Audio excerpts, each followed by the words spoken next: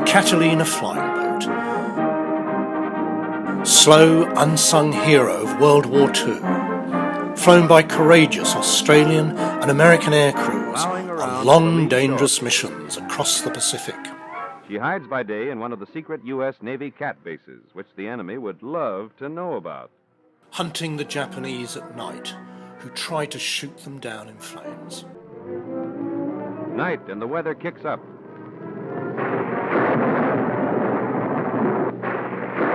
The plane veers into the wake of the cruiser.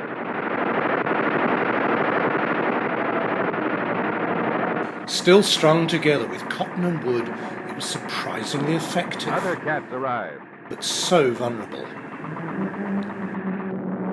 Very few survived. But this one did. Now languishing in a forgotten corner of Sydney's Bankstown Airport. It now faces the biggest battle of its life. I honestly think that by November it flies or it burns. You can get as emotional as you like about the aircraft and its history and whatever, but unless we get a bundle of cash in a short period of time to get this old aeroplane back in the air, it will become forgotten. But has this cat got one more life? Not to worry, old chap, not to worry. These old flyers are determined to save it.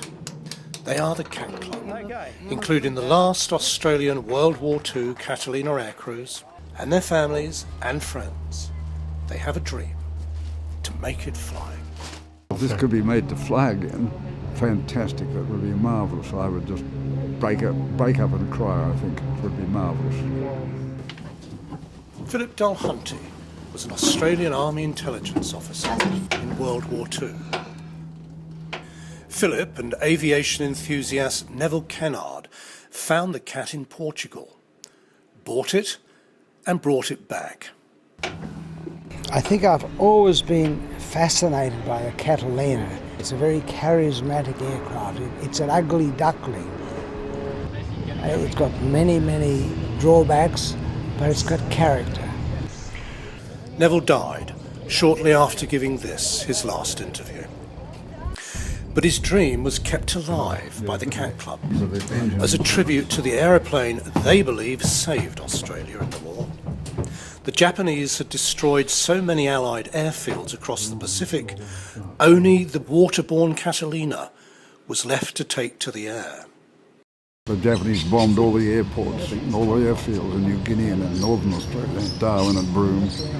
So we had to have flying boats to carry mines to the Japanese-held harbours and to rescue seamen, to put the coast watchers in place. He slides in, hull settling deep under bomb-laden wings. Landing gear disengaged, following out for the takeoff.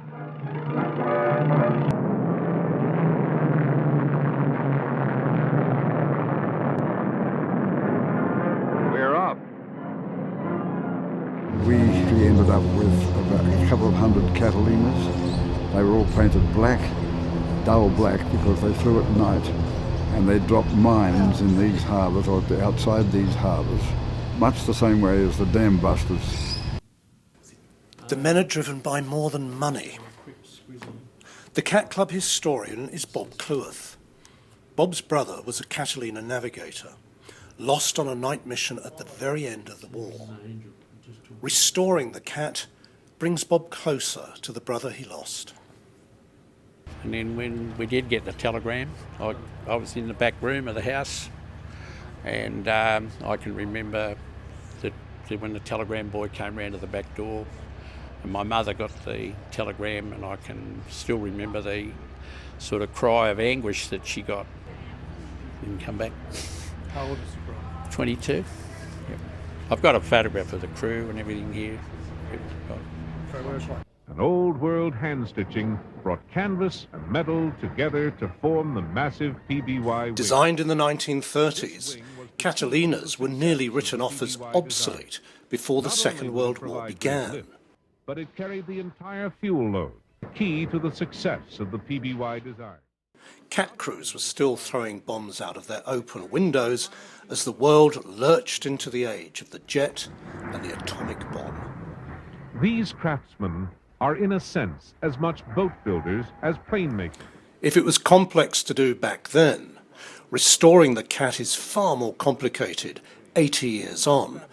Here we go. Done from a hut in Sydney.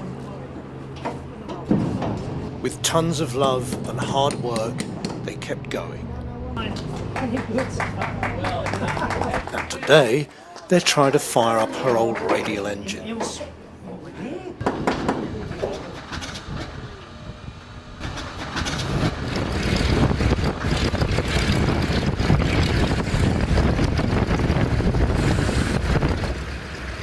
They have defied the doubters to get this far.